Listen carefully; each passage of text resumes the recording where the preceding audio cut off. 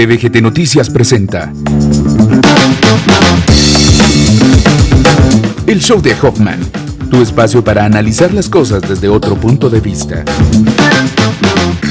Debates subidos de tono, entrevistas exclusivas y la verdad contada como en ningún lado te la dan. No te pierdas a partir de las 8 de la noche El Show de Hoffman, solo por TVGT Noticias. ¿Cómo están? Muy buenas noches. Este es TVGT. Gracias por estar en el Show de Hoffman. Soy Carlos Hoffman y les doy la bienvenida a este nuevo episodio de análisis de intercambio. Recuerde que la democracia es su intercambio y los ciudadanos se forman cuando opinan y cuando participan. Así que, pues, este programa lo que busca es generar ciudadanía. Y eso significa que usted obviamente opine, pero opine informadamente, opine independientemente, crea su propia opinión en vez de ser un acarreado en las redes sociales. Sea usted mismo, el que tome las decisiones de este país, pero hágalo desde el punto de vista de la ciudadanía informada, de la ciudadanía en su ejercicio. La democracia se perfecciona en el intercambio y en el ejercicio democrático. Y creo que la democracia informativa es una de las cosas más importantes que robustece el régimen político que tenemos en Guatemala, que no es una monarquía, aunque pues haya hasta cierto punto un presidente que cree, o por lo menos tiene gustos de monarca. Hay mucha tela que cortar con respecto a esto, pero pues, sin entrar un poco a estas honduras de pues el tema del presidente, y pues que me escuchen a mí, tenemos un invitado de lujo. Se trata de Carlos Velázquez Monge. Bienvenido, Carlos, por estar aquí en este programa. Gracias, de verdad. Bien recibido y con aplausos, pues. No, muchas gracias, porque es Carlos. una celebridad el que estoy teniendo en este momento, porque también genera opinión. Muchas gracias por estar acá. No, Carlos, muchas gracias por recibirme. En realidad he visto el programa, he visto a todos tus invitados. Te felicito por lo que estás haciendo, creando ciudadanía, porque los guatemaltecos debemos de estar no solo informados, pero también debemos de participar para que nuestras opiniones puedan ser escuchadas y nos podamos hacer valer y podamos romper con esa monarquía que hoy por hoy estamos viviendo en el país. Bueno, vivimos en una época de Bernardo I Guatemalensis Rex, una cosa así un poco extraña, ¿no? Pero Carlos, un poco viendo a la luz de 6 meses que parecen 3 años, y que ha envejecido muchísimo, digamos, a nivel político, una semilla que quizá ni siquiera salió de la tierra. ¿Cómo interpretar el éxito electoral versus el fracaso político en el ejercicio? Bueno, es un tema bastante complejo el poderlo describir, el éxito electoral, porque hay muchas dudas a lo personal para poder decir si fue un éxito electoral o fue un resultado electoral inducido. No voy a hablar de impuesto, voy a decir inducido. ¿Y qué quiero decir con esto? Creo que también el hartazgo que la población llegó con el gobierno del presidente Yamatei le permitió a Bernardo Arévalo cosechar un electorado decepcionado y un electorado citadino. Un electorado de ciudad que hoy por hoy estamos pagando a nivel nacional lo que los ciudadanos de la metrópoli, si le querés llamar así, fueron a elegir.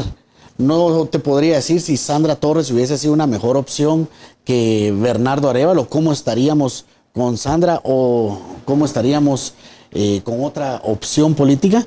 Pero me parece que el envejecimiento que Bernardo Arévalo está llevando hoy por hoy es una cosa terrible, porque tiene números que un presidente podría tener en un 3er año de gobierno. Yo nunca había visto en la era democrática una persona que tuviera altos niveles de desaprobación como los tiene hoy Bernardo Arévalo.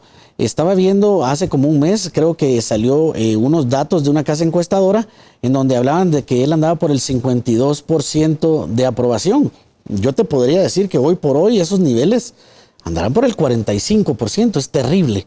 Y entonces esa debacle de popularidad del presidente nos lleva a todos los guatemaltecos a este envejecimiento ciudadano, si le queremos llamar así, en donde vemos que no hay rumbo, no hay agenda, no hay planificación. Y esa semilla que no sé de qué manera germinó, tal vez como aquellas que le ponían uno en el colegio, los frijolitos que ponía uno en algodón, nunca tuvo tierra sólida en donde hoy estamos parados en nada, estamos en el aire.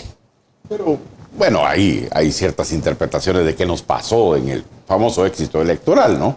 De hecho, si vemos la historia política del país, hemos votado por 3 candidatos que fueron presidentes posteriormente que afirmaban negando, diciendo no. O sea, en el caso de Jimmy Morales era no soy corrupto, no soy ladrón. En el caso de Yamatei era no soy Sandra Torres. En el caso de Bernardo era no soy el sistema. O sea, nunca nos dijeron lo que eran, sino básicamente lo que elegimos fue lo que no eran o lo que afirmaban negando, que era una negación. En este caso, Carlos, en realidad se podría decir de que estamos votando despidiendo a alguien más que eligiendo a alguien. Yo creo que primero que nada estamos votando con las opciones que nos dan, que pueda que no sean las que nosotros querramos, pero es lo que hay. Y estamos tratando de despedir a alguien para traer a ese héroe que venga a rescatar lo que ni siquiera sabemos que queremos rescatar, porque el votante no sabe ni qué quiere. Porque un día quiere una bolsa de alimentos, pero quiere esperanzas que le dio, por ejemplo, el movimiento Semilla al votante, que hoy por hoy está desilusionado. ¿Qué vendrá en la próxima elección? ¿Qué nos van a venir a ofrecer? Porque los analistas de campaña pues, son muy hábiles en conocer en base a estudios qué es lo que el guatemalteco quiere y salen a ofrecer eso. Semilla es antisistema, era antisistema, pero hoy nos damos cuenta que es más del sistema. Entonces, creo yo de que el votante en la próxima elección debiese tener la oportunidad de informarse un poco más. Y programas como estos son los que sirven porque en realidad te van diciendo qué es lo que la gente piensa. Porque en 6 meses de campaña no te da tiempo de expresarle a la gente tus puntos de vista, que la gente te conozca. Creo yo que es al azar, ahí sí es un juego a la suerte, a ver a quién convences más que otro. Y yo no sé si recordás, pero yo a Bernardo Arévalo nunca, pero cuando digo nunca, lo vi en campaña en ningún departamento del país hasta que fue la segunda vuelta. Entonces me quedé completamente admirado de los resultados electorales. Pero, o sea, básicamente lo que tenemos ahora, pues es una suerte de consecuencia democrática más que una elección. De hecho, mucho del Tribunal Supremo Electoral tuvo que ver con alterar el curso de la historia. O sea, si no hubiera actuado el Tribunal Supremo Electoral en su justicia electoral de la forma en que lo hizo, posiblemente no tendríamos, pero ni siquiera como alternativa al actual presidente Bernardo Arévalo. O sea, sacó a competidores cuando no se podía sacarlos, y de hecho validó en el caso de Bernardo con la misma situación, como estamos dentro del proceso electoral no puedo sacarlo, pero sí saca a otro candidato, que en el caso de Pineda, por ejemplo. ¿Cómo es esta situación de geografía variable de la justicia electoral que ha hecho que el curso de la historia sea alterado y que tengamos hoy pues casi al último de la tabla elegido presidente? Es allí a donde el Tribunal Supremo Electoral, y yo decía a un inicio del programa, es una elección inducida, porque nos indujeron a elegir lo que había. La verdad es de que yo pienso que Carlos Pineda hubiese sido una de las opciones electorales pues más votadas en la elección pasada. Considero que en la próxima elección no creo que vaya a ser así, pero en la elección pasada él, a través de las redes sociales, de esos net centers que él mismo formó, fue creando una nebulosa de expectativa hábilmente, aprovechándose de las redes sociales y aprovechándose de la imagen de terceros para tener adeptos. Y entonces si el Tribunal Supremo Electoral no hubiera jugado tan político como jugó, porque el tribunal, me acuerdo yo que decía Irma Palencia que ellos eran un árbitro, pero entonces yo siempre le decía a ella en las reuniones, le decía, pero es un árbitro pagado, porque el árbitro está sesgado, quiere ciertos candidatos, tiene ciertos compromisos y dejaron fuera a Pineda, dejaron fuera a Roberto Arzú. No recuerdo qué otros candidatos dejaron fuera a Aldo Dávila de candidato a diputado. Y a Bernardo Arévalo sí lo dejan participar cuando el partido tenía multas, sanciones, el Movimiento Semilla de la campaña electoral 2019 y simplemente hacen caso omiso, que hoy, por cierto, el ministro de Comunicaciones está recibiendo el premio a haber sido el que financió o que pagó, regaló, donó, no sé cuál es la figura jurídica que utilizó para sacar de su erario esos $50,000 que dio, sí, que hoy están bien remunerados. Es la mejor inversión que ha hecho en toda su vida. O sea, y le pagó la multa al Movimiento Semilla a un préstamo de nunca pagar y lo nombran ministro de Comunicaciones. Entonces, yo creo que el Tribunal Supremo Electoral jugó un papel muy politizado. Hoy por hoy los magistrados del Tribunal Supremo Electoral están pagando esa condena social, le podríamos llamar, de haber jugado ese papel tan político.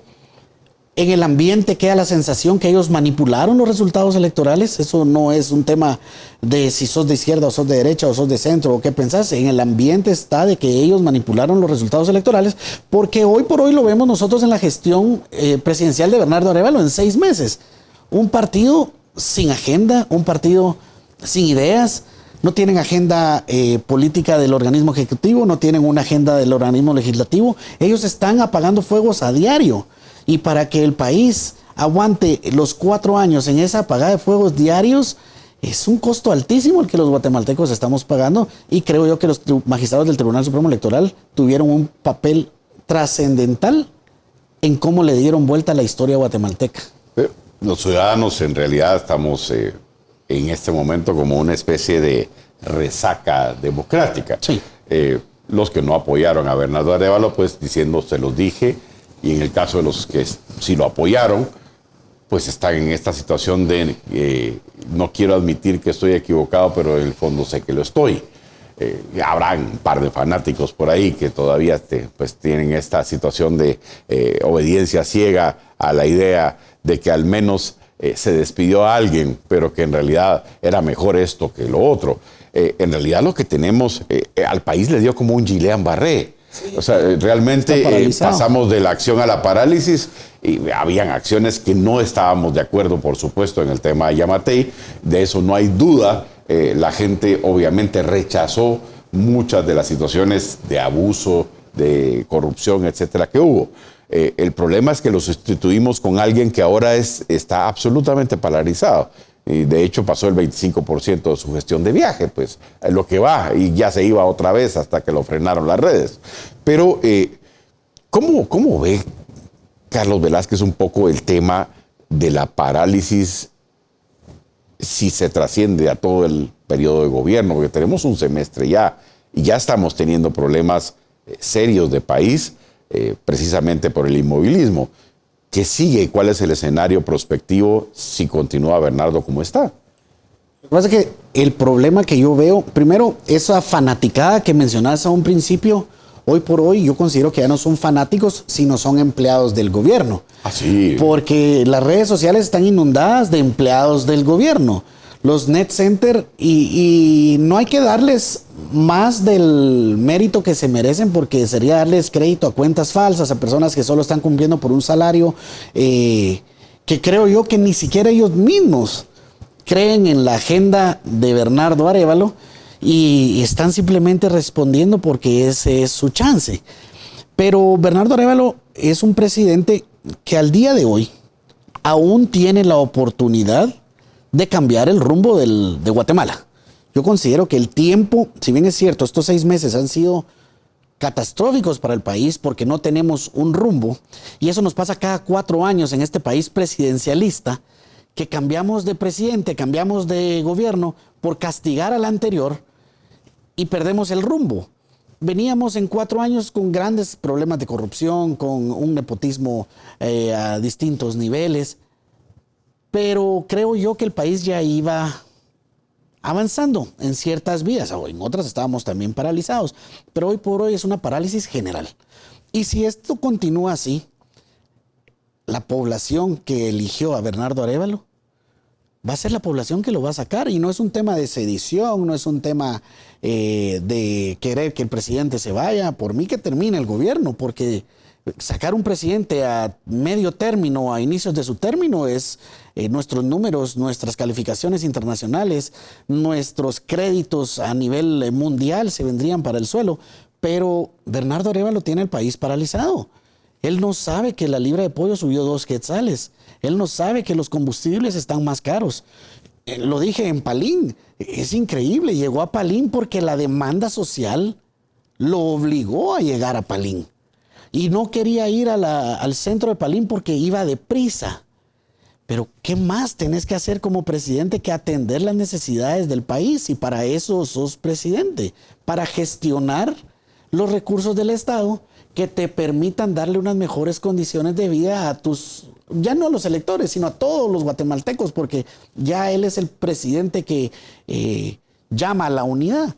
Entonces, si Bernardo Arévalo sigue con esta parálisis, creo que lo que le viene a su gobierno es muy, muy triste. Y para el país vamos a pagar el precio altísimo. Yo veo una vicepresidenta completamente alejada de él. Estaba viendo en un canal de televisión hace poco una entrevista, Carlos, no sé si tuviste la oportunidad de verla, a la vicepresidente. Ella sale diciendo que va a estar en un canal y el presidente a las 3 horas como que pidió un espacio en otra televisora y llegó a hablar 15 minutos estupideces. Están peleando egos. Yo veo a una vicepresidenta que nunca se refiere a él como el presidente, sino lo trata de Bernardo. O sea, no hay un respeto, no hay una jerarquía. Entonces, ¿quién manda? Pero parece que ambos, la vicepresidenta y el presidente de la República, la presidencia pues de la República, viviera en una burbuja, un poco apartada, casi abstraída pues del país. No sabe que la libra de pollo subió 2 libras, pero sí compra pues carne de 190 pesos la libra. O sea, hay una distancia muy grande en los patrones de consumo. Ahora, pues el tema del terapista del masaje, el fotógrafo de 30,000 quetzales. O sea, hay muchísimos indicios de que pues algo no está bien. Las sábanas del presidente, que no sé por qué, siendo el ahora segundo mejor pagado de América Latina, no se lo puede comprar en su bolsa. Si es lo que come en su casa, lo que uno lleva, pues, el fruto de su trabajo, pues, a la mesa de su casa.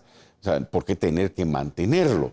De hecho, el único programa social que verdaderamente está funcionando es Mi Piscina Progresa, que es un poco el tema del termostato y el calefactor, pues, la calefacción de la piscina, que es una piscina muy reducida en casa presidencial para uso del presidente de la República. O sea, tal parece que el patrón de consumo no se da el ejemplo desde la presidencia, un poco no se entiende, no se hace una lectura de país adecuada. De hecho, muchos de sus apoyadores, los 48 cantones, la Municipalidad Indígena de Sorolá, etcétera, han tomado sanas distancias.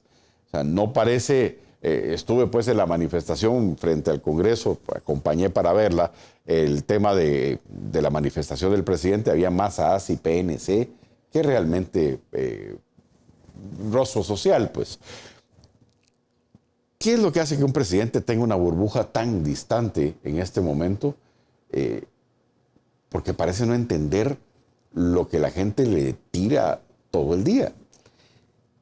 Yo creería que los presidentes, yo no sé por qué cada vez que se sientan en ese escritorio presidencial se vuelven brutos. Y es contagioso. Como que hay un problema en la oficina, sí, porque todos se vuelven así. Levitan en ego, tienen unos egos a niveles estratosféricos, quieren comer lo que nunca han comido. ¿Cómo va a ser posible que una libra de carne de 190 quetzales?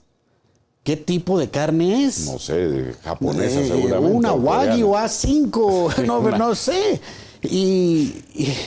Y veo yo el tema de la calefacción, veo el tema de las sábanas, pero sobre todo veo una carencia de equipo. Veo una carencia de un equipo cercano que pueda en realidad aconsejar al presidente a tomar decisiones pro país. Si él tomara otro tipo de decisiones, la gente ni cuenta se daría que compró esas sábanas carísimas. Si él tomara otro tipo de decisiones pro país, la gente no se daría cuenta que él come carne de 190 quetzales. Si él tomara otro tipo de decisiones estratégicas, la gente no se daría cuenta que tiene una silla de masajes. Nadie se daría cuenta de esas cosas porque estarían llevando primero una comunicación efectiva con la gente, dándole respuestas a la gente que la gente diría, se lo merece. Porque así somos en Guatemala. Pero hoy por hoy el presidente tiene un grupo cercano errático. Primero, inmaduro. Segundo, errático. Y tercero, un equipo que no saben a dónde va. Porque yo creo que el mismo Bernardo Arévalo no sabe a dónde va. Si le preguntáramos qué querés hacer con el país, bueno, no nos vayamos tan lejos. En marzo presentaron su plan de gobierno y ellos fueron electos en junio del año pasado. O sea, se tardaron 10 meses, 8 meses en llevar a cabo un plan de gobierno estratégico para saber qué iban a hacer. Ya estaban ahí. Y que le cabe cualquier cosa a ese plan. Y que puede decir lo que él quiera. Y hoy lo vemos. Salen hablando de contratos con UNOPS, por ejemplo. Salen hablando de una ampliación presupuestaria que hoy por hoy es inviable. No la supieron vender. Los tiempos no lo saben manejar. Lo que sí estoy claro es que ellos sí saben los negocios que vinieron a hacer. No saben ejercer el poder, pero los negocios que vinieron a hacer sí lo saben. Sí, está bastante claro. Pues, ellos saben a lo que vinieron a hacer. De hecho, Carlos, la gente se pregunta cada cierto tiempo con cada presidente que hemos tenido, ¿a dónde están los asesores? Yo he sido asesor y consultor y sé que a veces incluso no se le escucha al asesor o hay un círculo cercano que le tapa el sol y que no deja que el asesor haga su trabajo, pero hay también asesores muy malos. De hecho, en el tema jurídico, pues el presidente se ha equivocado en casi todo. Desde el movimiento Semilla hasta acá, o sea, desde el caso Semilla hasta acá, pues han surgido cosas que son para alucinar.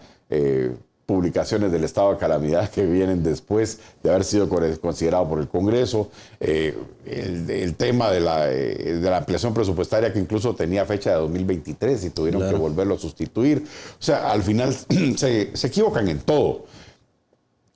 Pero tienen asesores que uno podría decir hasta cierto punto que tienen cierta calidad. ¿Qué sucede en el equipo cercano? O sea, ¿es un síntoma del equipo cercano? ¿Realmente sustituir el equipo cercano funcionaría para Bernardo Arévalo? Primero que nada, yo creo que Bernardo Arévalo lo que debiese tener es un plan. ¿A dónde quiere llevar el país? Luego de eso, analizar a su equipo cercano. Y su equipo cercano no solo sus asesores, sino sus ministros. Porque yo veo a sus ministros también muy erráticos navegando. Y es el mal del ministro nuevo, le llamaría yo, que quiere impresionar al presidente. Que quiere que quiere salir en fotos o en videos o en conferencias con un presidente para demostrar que ese ministro cuenta con el respaldo presidencial y que no es tan fácil moverle la silla. Todos los que hemos sido ministros sabemos ese sentimiento, porque no solo tenés que gestionar un ministerio, sino que tenés que gestionar que no te serruchen la silla, porque todo el tiempo hay alguien que quiere que quiere tu puesto. Entonces tenés una batalla por cuidar tu trabajo y una batalla por dar resultados. Y la única forma que lo haces o transmitís ese mensaje es mostrando ser un ministro cercano al mandatario. Y por eso buscan las fotos, por eso buscan las conferencias. Y encontraron un mandatario que en términos generales le llamaría ignorante de la cosa pública, que repite todo lo que los otros le dicen. Lo podemos ver, Carlos, en el tema del Ministerio de Desarrollo Social, unos bonos. Esos bonos no van a llegar. Hablan de los veteranos militares, que hoy tenemos un caos. Esta semana ha sido un caos en el país por los veteranos militares, porque el presidente dice que hay dinero para pagarles, pero necesita la ampliación presupuestaria. Está tan mal asesorado que ni siquiera logró leer la ley que le obliga y le ordena que con su ministro de Finanzas Públicas, en un acuerdo gubernativo, hagan las modificaciones presupuestarias necesarias para poderle dar cumplimiento a la ley. Él no necesita una ampliación presupuestaria para cumplir la ley, porque entonces él está en un incumplimiento de ley, valga la redundancia. Entonces yo no sé, Bernardo Arévalo, cuándo irá a tomar esa decisión de analizar a su equipo cercano. Vemos que cancela un viaje, como bien lo decías, a Europa, pero sí manda a su equipo cercano. O sea, su equipo siempre viajó. Sí, de hecho, hasta el comisionado contra la corrupción anda besándole el anillo al Papa. Totalmente fuera de lugar y función. Si él no iba, ¿por qué no fue la vicepresidenta? Sí, o sea, al final de cuentas... ¿Era una representación del Estado o era una representación, un viaje personal? Alguna gente diría que hay que quererlos mucho a ver si cambian, pero pues hay un gabinete de gobierno que si pudiéramos llamar estable el gabinete de gobierno sería un chiste. Hay 3 ministros fuera en un semestre y 9 viceministros. O sea, estabilidad no hay. De hecho, hay alguno que duró 3 horas, además nombrado. O sea, es una barbaridad. La ejecución es un chiste igual. O sea, acabo de ver, por ejemplo, la ejecución del Ministerio de Economía y el rubro más alto que está ejecutado es el Grupo 900, que son las reinstalaciones laborales. Sí. O sea, al final de cuentas, son los juicios que les ganan pues al Ministerio de Economía precisamente por haber echado mal a una persona. O sea, no estamos ejecutando. O sea, está atascado de dinero el presupuesto del país. De hecho, tenemos 15 mil millones de quetzales de más en caja ahorita. O sea, no es un problema de dinero.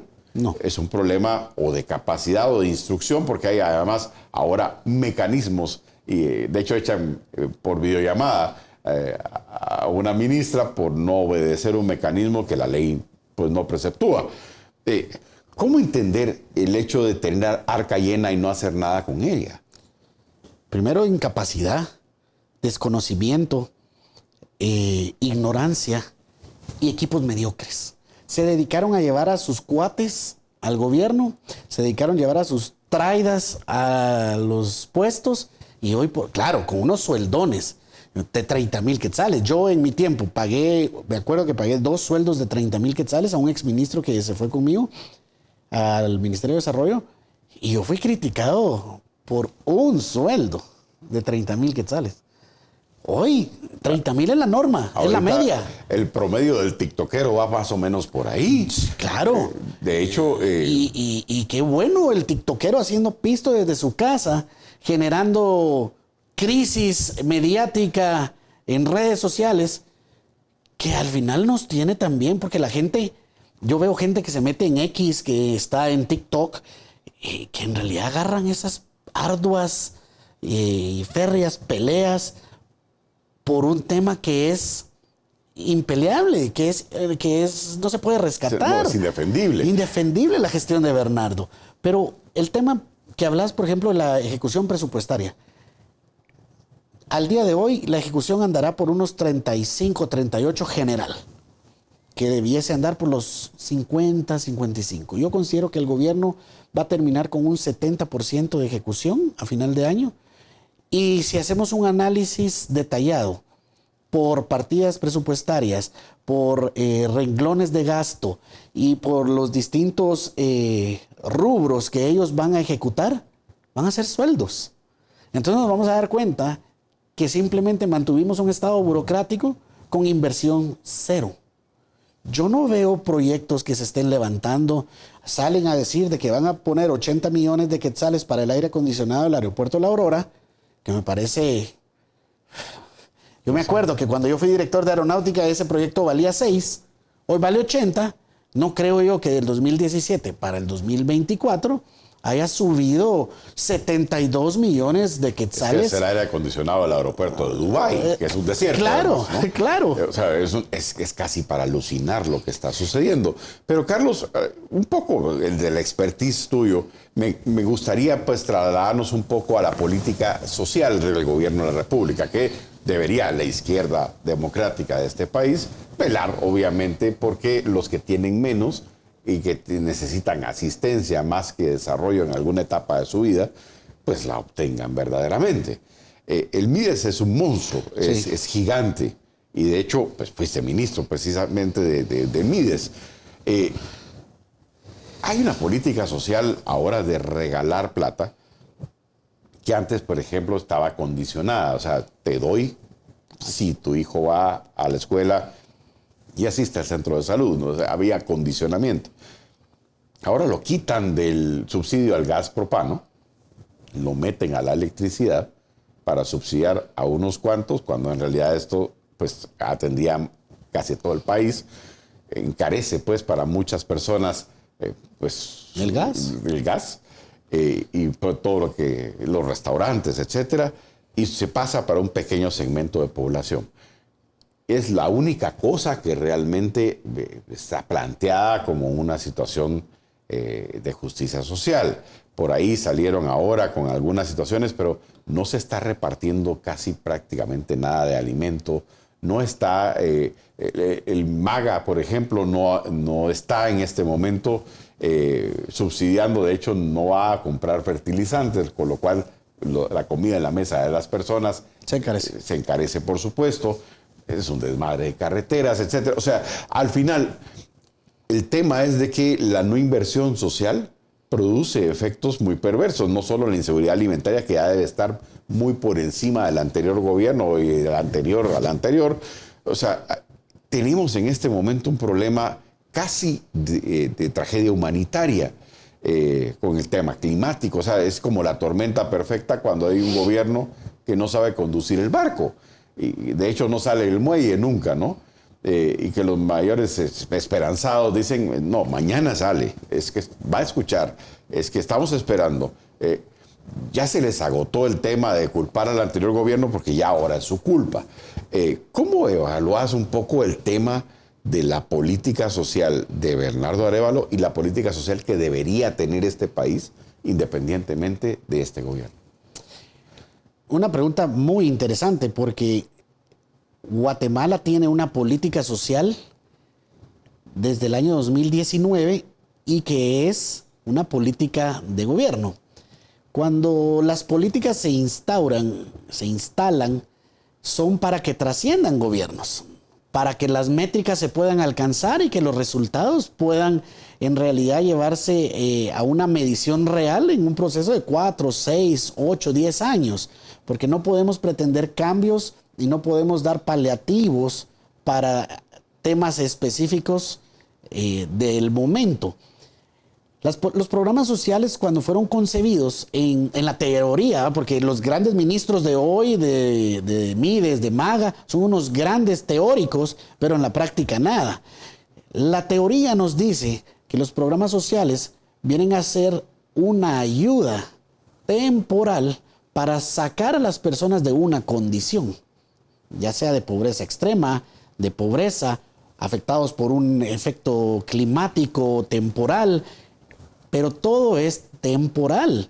No podemos nosotros mantener a las mismas personas dentro de un programa social en donde lo único que nosotros estamos generando es, llamémosle gasto, porque ya no lo ves como una inversión. Al inicio los programas sociales son una inversión, porque yo como gobierno invierto en ti para sacarte de esa condición y que tú puedas ser productivo y me devolvas con tu productividad y ganancias y que mi Producto Interno Bruto crezca. Esa es la gran teoría de los programas sociales. Cuando los programas sociales en el tiempo de la UNE llega cohesión social y mi familia progresa y vienen estos bonos que mencionabas como el bono salud y el bono de educación, eran transferencias monetarias condicionadas y la condición, o para que fueran condicionadas, era lo que decías a un inicio. Bueno, yo te doy esta cantidad de dinero, que son 250, 300, 500 quetzales, para que tú lleves a tu hijo al centro de salud. El centro de salud, como Ministerio de Salud, que tiene la obligación constitucional de garantizarle la salud a los guatemaltecos, lo podamos tener controlado, podamos sacarlo de enfermedades, de una atención primaria. Pero entonces te estoy motivando para que no te falten los recursos y llevarlo. Te doy este dinero para que lleves a tu hijo a la escuela. Entonces, ¿qué estaban haciendo? Sacándolos de una condición de no poderse mover de un punto A a punto B por recursos financieros, pero sí garantizar que nuestras juventudes, nuestros niños fueran generando mejores condiciones y que nuestra calidad de ciudadanía fuese mejorando. Programas sociales como los comedores sociales, por ejemplo, los comedores sociales no venían, porque mucha gente dice, es que va a haber más desnutrición si se van los comedores. Los comedores nunca fueron un programa social que viniera a combatir o a prevenir la desnutrición crónica ni aguda, porque esa se da en las madres, en la ventana de los 1000 días, desde que quedan embarazadas hasta que el niño tiene los primeros 3 meses. Los comedores sociales eran una subvención que venían a hacer una ayuda a las personas para poder tener una dieta balanceada, dado que la canasta básica estaba creciendo en costos. Entonces el Estado venía y decía, yo pongo esto para que te puedas alimentar por lo menos 1 o 2 tiempos al día y que te equipares y que pueda llevar alimentos a tu casa y que la bolsa del guatemalteco esté bien. Pero hoy por hoy, esas políticas sociales se han perdido. No existen políticas sociales, no las leyeron. Y te voy a decir de que no se trata de un gobierno. A nosotros nos invirtió mucho el Banco Mundial y la PNUD, que para algunas cosas sirven, cuando ya se meten ellos a hacer política, arruinan todo. Y hicieron lo que se le llama el índice de pobreza multidimensional. Y Guatemala está muy bien estudiada en los índices de pobreza. Tenés que tener cierto tipo de condiciones, tenés que tener cierto tipo de limitantes para poder estar catalogado dentro de ese tipo de pobreza. Pero la pobreza de Huehuetenango no es la misma pobreza de Zacapa. Allá en Zacapa sos pobre porque te falta agua, allá sos pobre porque tenés mucha agua pero no está tratada. Entonces hay diferentes condiciones que te permiten a nivel nacional con una política poderlo ejecutar. Pero hoy por hoy el gobierno de Bernardo Arévalo no tiene una política social. Sacan de un lado, cierran un chorro y abren otro. Lo del gas con la luz no va a beneficiar a los 100,000 guatemaltecos que dijo que eso no va a ser cierto. A los que gastan menos de 100 kilovatios, si no estoy mal.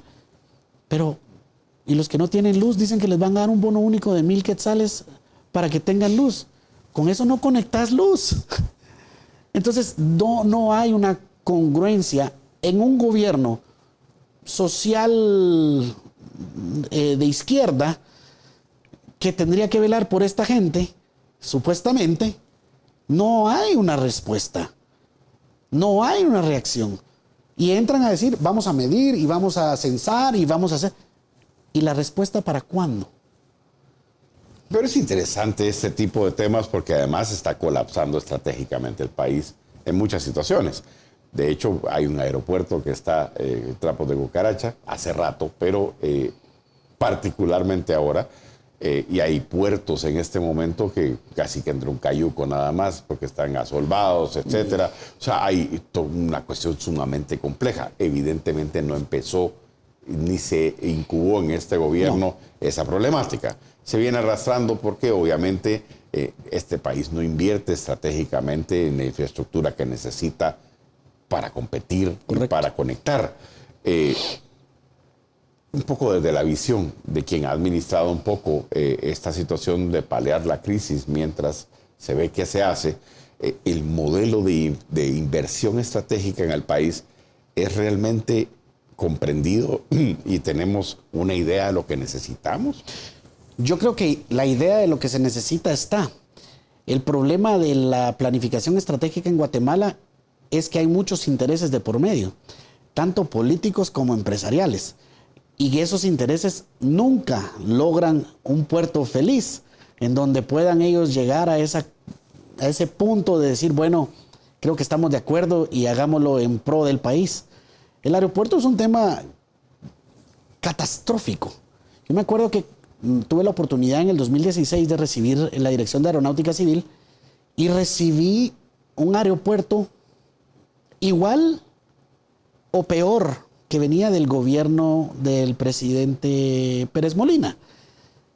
¿Era el presidente Pérez Molina incapaz para llevarlo a cabo? No. ¿Eran las personas las que estaban ahí, las incompetentes? Creo que no. Pero los intereses políticos que habían dentro del aeropuerto en ese momento eran altísimos, que no los comprometió Pérez Molina, los comprometió la UNE. Y ellos estaban pagando los platos rotos del gobierno pasado. Hoy Bernardo Arévalo recibe un aeropuerto completamente abandonado por una gestión del presidente Yamatei que simplemente lo abandonó. Porque si el presidente Yamatei, así como le invirtió a carreteras, así como le invirtió a otras cosas, hubiese volteado a ver al aeropuerto La Aurora un poco, creo que no estuviéramos en la crisis que hoy tenemos.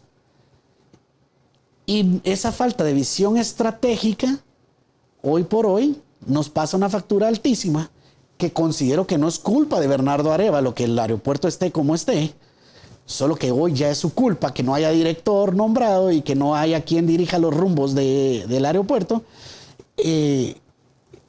porque la visión estratégica sigue nula. Y te puedo asegurar que este gobierno se termina y el aeropuerto no va a tener mejoras sustanciales. El aeropuerto no va a llegar a esa alianza público-privada, yo lo puedo garantizar. Es más, puedo garantizar que primero se va a ir el viceministro de Puertos y Aeropuertos, la que está fungiendo hoy interinato de directora de Aeronáutica Civil, y van a llegar nuevas personas a esas instituciones y el aeropuerto va a seguir en las mismas condiciones. Somos un pueblo interesante. De hecho, con los gobernadores fue casi una participación masiva de currícula que se metieron ahí porque todo el mundo creía que podía con el puesto. O sea, el día que, no sé, pongamos la empresa de energía atómica guatemalteca, van a salir 6 con la capacidad de creer que ya había puede. uno que iba a ser vicepresidente que estuvo en la NASA. Sí, por supuesto. Al final, es una cuestión un poco difícil, pues, en este momento de establecer por dónde podemos salir. Pero hay soluciones de referencia, estas izquierdas y derechas dogmáticas, ideológicas, etc. De hecho, ahora hay un tsunami de derecha, digamos. Europa prácticamente abatió, la izquierda. La izquierda la derrotó sensiblemente. En América Latina, pues emergen gobiernos como el de Milei o el de Noboa, el mismo Bukele, por ejemplo, que traccionan fuertemente, digamos, la opción de líderes fuertes que empujan cambios severos, hasta traumáticos en la sociedad. Estamos ante un perfil en donde, por ejemplo, figuras sumamente fuertes sean las deseables para poder traccionar el país hacia algún lado. Bueno, yo creo que el país aún está en las condiciones de no necesitar esos cambios severos de un líder que venga a somatar la mesa. Creo que nuestra democracia es distinta a El Salvador, es distinta a Argentina. Somos un país complicado. Tenemos imitadores muy buenos. Claro, buenísimos. Me acuerdo que en la campaña política habían algunos que se querían parecer a Bukele, que hasta se pintaban la barba. Sí. Con tal de parecerse a Bukele. Y yo digo, bueno, las estrategias son válidas siempre y cuando hayan dos personas, el que se la inventa y el otro que se la cree y la lleva a cabo, ¿verdad? Pero Guatemala, creo yo que hoy por hoy carecemos de liderazgos políticos. No veo yo en el corto plazo un líder que pueda representar las demandas ciudadanas, de izquierda sin derecha, porque hoy por hoy necesitamos cambios que no son ideológicos, necesitamos cambios en materia económica, necesitamos cambios en certezas jurídicas, necesitamos inversión extranjera, necesitamos cambios que vengan a mejorar las condiciones de vida del país. Y si esa persona hoy por hoy me preguntas, ¿existe? Considero que no. No veo un líder así. Me preocupa mucho porque no lo veo a corto plazo. Y vamos a empezar un proceso electoral pronto. Y te digo pronto porque ya pasamos medio año de este gobierno y la gente ya está pensando en las elecciones del 2027. Sí, como que la cerca hubiera bajado de nivel y todo el mundo se la salta. Todo el mundo se salta y todo el mundo ya está en su propio juego. Entonces es un tema muy, muy peligroso lo que estamos viviendo hoy en Guatemala. Ahora, a nivel de futuribles, Carlos, ¿vamos a esperar que Carlos esté proyectándose en el futuro a nivel político electoral? Eso sería campaña anticipada. Considero yo que ya tuve una oportunidad de participar en las contiendas anteriores. La imposición no nos favoreció electoralmente. Y no voy a hablar si hubo o no hubo fraude, aunque en lo personal considero que sí hubo un fraude electoral porque las tendencias eran otras. Normalmente los ejercicios estadísticos fallan en el margen de error que están concebidos para fallar, pero en esta fallaron completamente. Y creo yo de que sí, vamos a crear ahí siempre escuchando a los guatemaltecos, pero desde hoy lo que considero que estamos haciendo es generando opinión, dando nuestros puntos de vista. No soy una persona que solo critico o critico todo, sino que simplemente me gustaría a mí poder decir que bien lo están haciendo, pero no podemos porque no hay nada. Pero sí vamos a estar seguramente en esa contienda electoral. Hay una dimensión en Guatemala. ¿En dónde? No sé. ¿Para dónde? No sé. Hubo un alcalde que decía, me obstruyo de hacer comentarios. Sí. Hay una dimensión, un espacio que no hemos tocado, Carlos, que pues es importante pues establecer qué se pasa ahí. Parece que tuviéramos una democracia parlamentaria en este momento.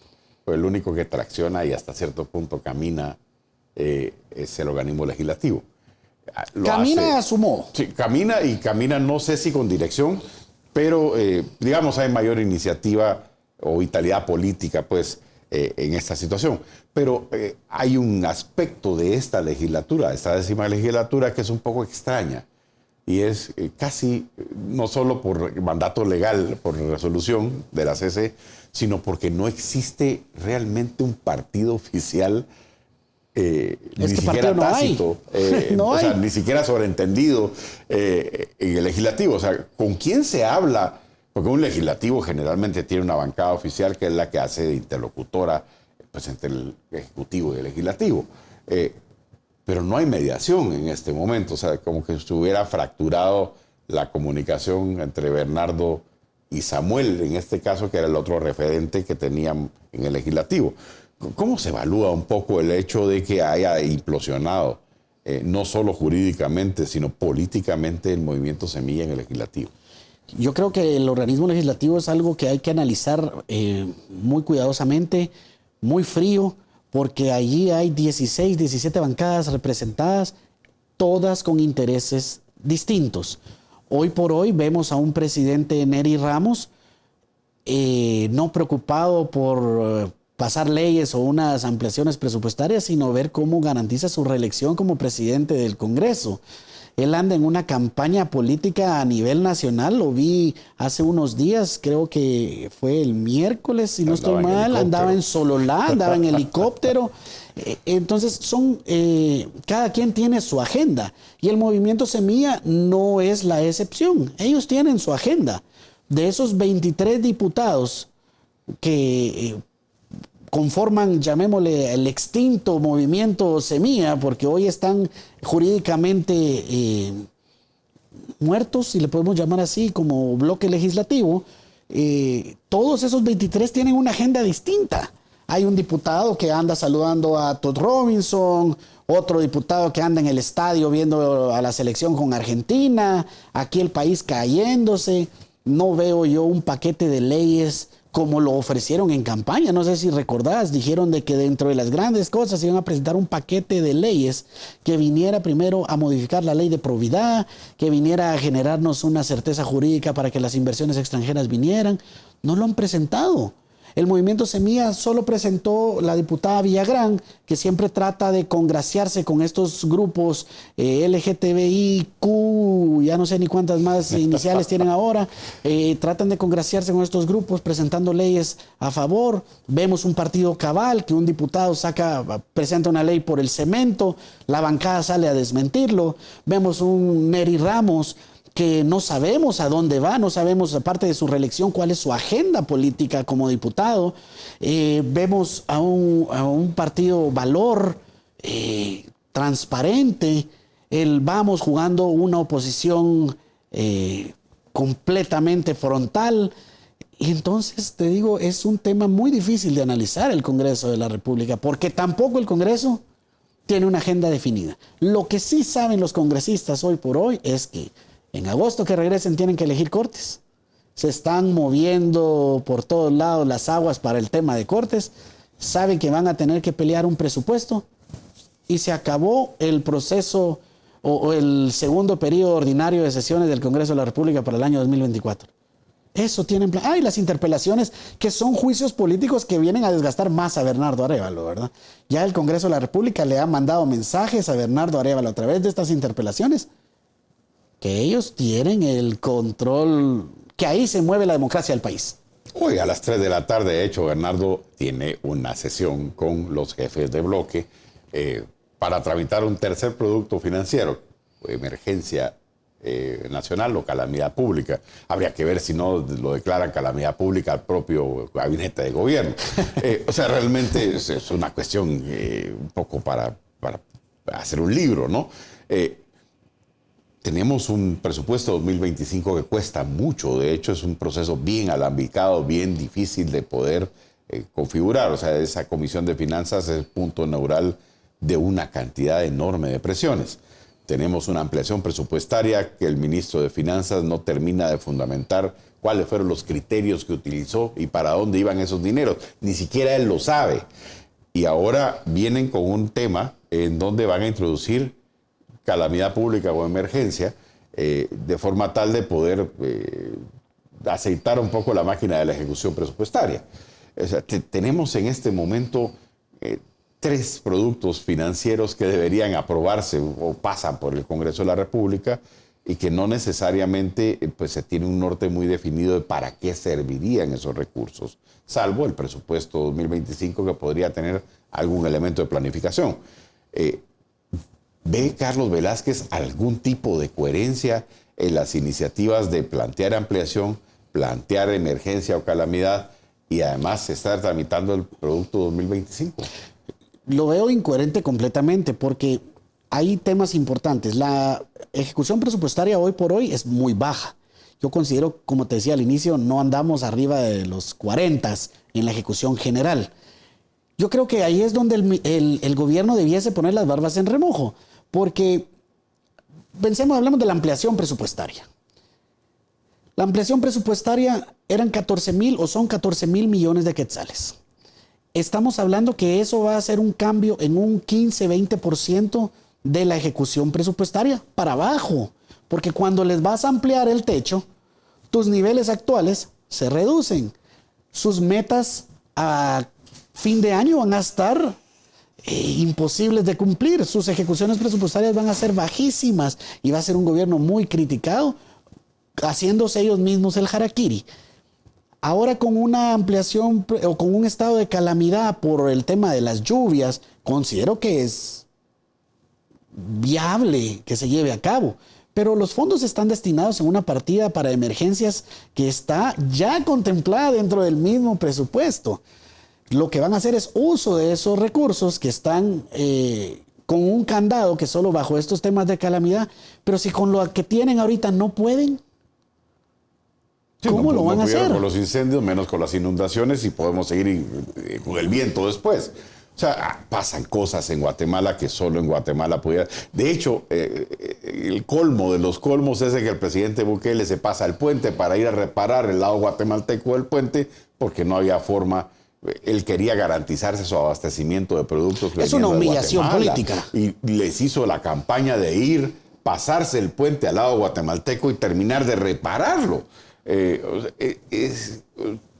Viniendo de Salvador, son aquellas carreteras, pasa uno el puente y después de Jalpatagua es un... No sirve todo eso. Es casi la luna de cráteres, ¿no?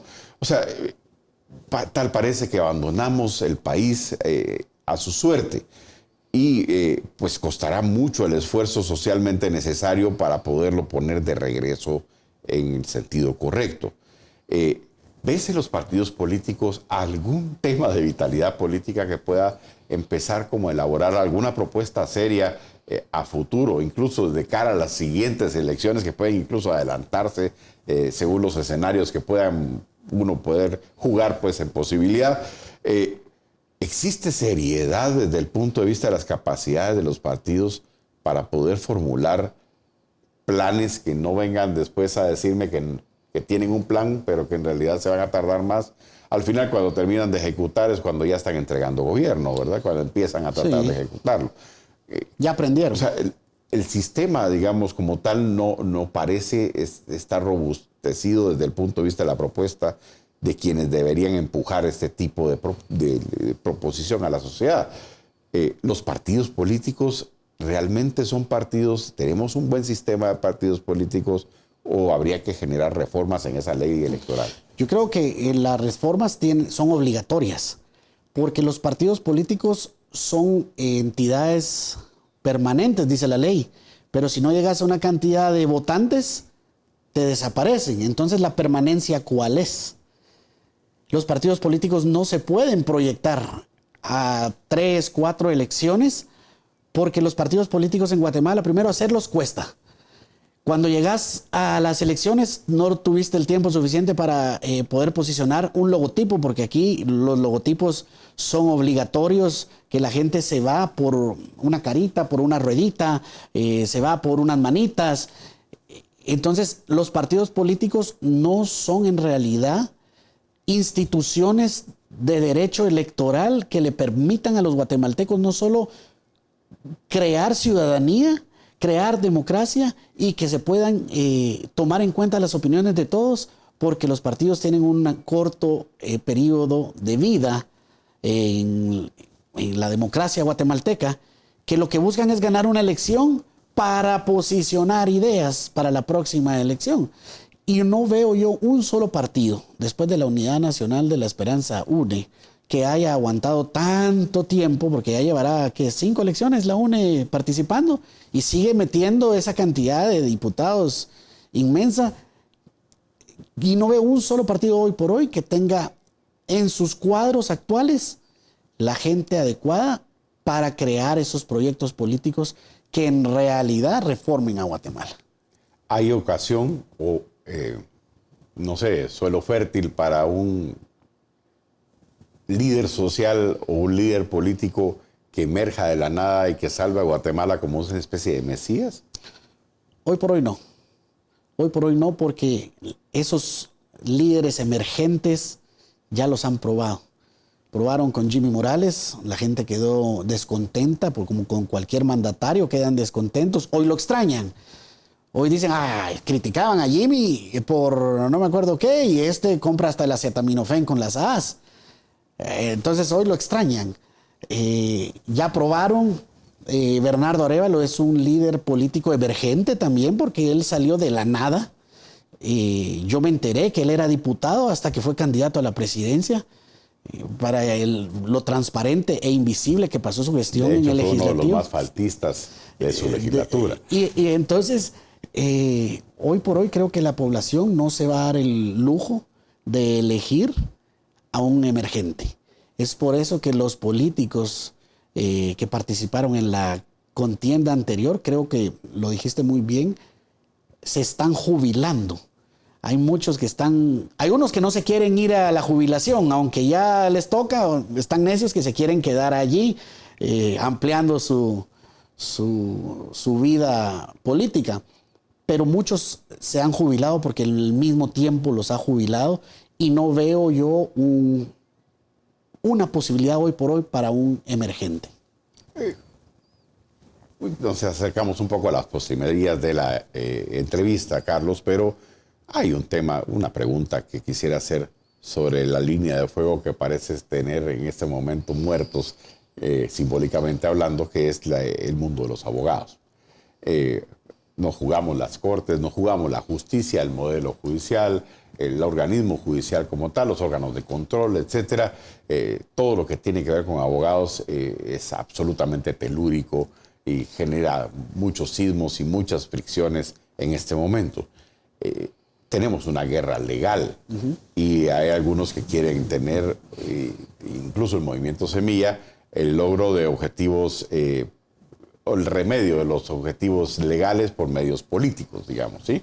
En este caso, tenemos un escenario complejo en esta nueva elección de magistrados y obviamente las elecciones subsiguientes que vienen después de esta elección. ¿Cómo ve un poco Carlos Velázquez la perspectiva de la guerra de los abogados en este país? Primero hay que aclarar que el gremio de abogados es un gremio altamente político, Y es político porque nuestra misma Constitución lo politizó. Desde allí nace que el Colegio de Abogados jugaba un papel preponderante en lo que es nuestra democracia y nuestro sistema político, en las comisiones de postulación, tienen sillas en ciertas directivas. El gremio jurídico siempre ha sido el gremio de abogados bastante o altamente político. Hay puestos que en muchas leyes podemos revisar que dice el requisito de ser abogado y notario para poder aplicar a dichas posiciones. Entonces, no es un gremio que esté exento o aislado de la política, como lo podrían ser los bioquímicos o los ingenieros en sistemas, qué sé yo. Pero el tema de hoy por hoy, la elección de Cortes, es un tema que no se va a poder despolitizar hasta que no hayan cambios en la legislación de fondo. Las reformas del 93 fueron las que dieron vida a las comisiones de postulación. Y desde allí para acá, las elecciones de Cortes han sido altamente políticas. La diferencia es que hoy tenemos redes sociales. Antes no nos enterábamos porque no existían las redes. Nos enterábamos lo que los medios de comunicación nos querían decir. Y veo que en el gremio de abogados hay muchos intereses. Vimos 8 planillas, 9 planillas, no sé cuántas participaron ahorita por el Colegio de Abogados, creo que fueron 8. Todas buscando un asiento en los comisionados para la elección de Cortes. ¿Con qué propósito? Intereses políticos. Todos ahí pertenecen a un grupo político, no importa cuál, incluso la misma planilla 8, que es el movimiento Semilla, que representó, era diferente, pero ¿qué buscaba la planilla 8? Lo mismo que la 1. La planilla 8 era diferente, pero ¿qué buscaba la planilla 8? Lo mismo que la 1. Correcto. Cooptar las comisiones de postulación para ellos poder poner candidatos ad hoc y ellos tomar el control del sistema de justicia. Porque eso es lo que buscaban. Si no, no hubieran participado. Entonces creo yo de que se nos acerca una elección de Cortes que va a estar muy interesante. Vemos un presidente del organismo judicial invisible, Óscar Cruz. Yo pensé que iba a ser un presidente distinto porque lo conozco como abogado, como persona, pero es invisible. La misma Corte Suprema de Justicia lo deja fuera para que no participe en las decisiones de las comisiones de postulación. Entonces vemos un presidente del organismo ejecutivo invisible, presidente del organismo legislativo invisible y presidente del organismo judicial invisible. Entonces aquí los abogados van a jugar un papel preponderante. Y creo que la planilla 8, como la hablaban los del movimiento Semilla, hablaban de que eran los grandes ganadores y creo que fueron los grandes perdedores. Ahora, Carlos, tal vez como última pregunta, la fiscal general, que era casi la archienemiga pues, del movimiento Semilla, y que básicamente casi toda la energía política, la poca energía que tienen, la han concentrado pues, en tratar de desplazarla. Creo que a la luz de la historia de 6 meses ha sido y la han convertido en la Consuelo Porras más sólida y más estable de su historia. La han fortalecido más que debilitado. ¿Cuál es la perspectiva? ¿Qué es lo que vamos a tener Consuelo Porras hasta el término de su mandato? ¿O van a conseguir desplazarla? No, yo creo de que el desplazarla, aunque no ha salido de la agenda de ellos, porque la agenda es impuesta, pero Consuelo Porras es la persona con más poder en Guatemala, a mi criterio. Es la persona que no solo tiene poder, sino lo ejerce. Y nos hemos dado cuenta cómo el ejercicio de ese poder le ha permitido a ella consolidarse. Hoy las aguas ya no están enfocadas, las baterías no están enfocadas en el Ministerio Público, están enfocadas en otras cosas. Hay otros actores como el Contralor General que hace unos días saca la cabeza como para decir aquí estoy y se la vuelan. Hay guerras que no hay que meterse.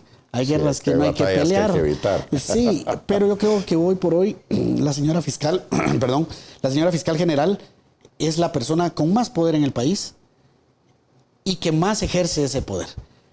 Yo creo que hay Consuelo Porras para el término de su mandato, a no ser que Dios decía otra cosa, pero jurídicamente ella está allí. Ahora bien, ¿quién va a ser quien reemplace a Consuelo Porras en ese proceso? Esa es otra cosa que vamos a tener que ver el otro año. Bueno, Carlos, como último punto pues de esta interesante entrevista que agradezco profundamente, las cámaras del TVGT están para que pues, te dirijas a la audiencia con un último mensaje. No, muchas gracias, Carlos, y a la audiencia, pues como al inicio, invitarlos a que sigan construyendo país, sigámoslo haciendo juntos, sigamos opinando. Hoy tenemos la libertad de las redes sociales de poder expresarnos y no es las redes sociales un instrumento para enfrentarnos como guatemaltecos, es un instrumento para informarnos, para crear conciencia y para que nosotros saquemos nuestras propias conclusiones y con ello podamos nosotros elegir a los gobernantes próximamente que más consideremos que le convienen a este país. Muchas gracias por la sintonía. Este fue el show de Hoffman. Les agradecemos pues seguir con TVGT. Nuestros productos informativos, hágame el favor de presionar esa campanita que está en todas las redes sociales para que las alertas noticiosas y de contenido pues sean trasladadas a usted y que usted haga democracia con nosotros.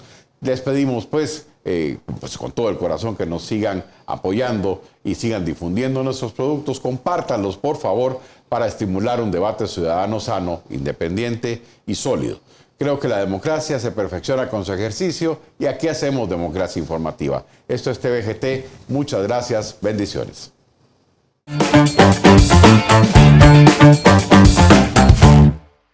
TVGT Noticias presenta El Show de Hoffman, tu espacio para analizar las cosas desde otro punto de vista. Debates subidos de tono, entrevistas exclusivas y la verdad contada como en ningún lado te la dan. No te pierdas a partir de las 8 de la noche El Show de Hoffman, solo por TVGT Noticias.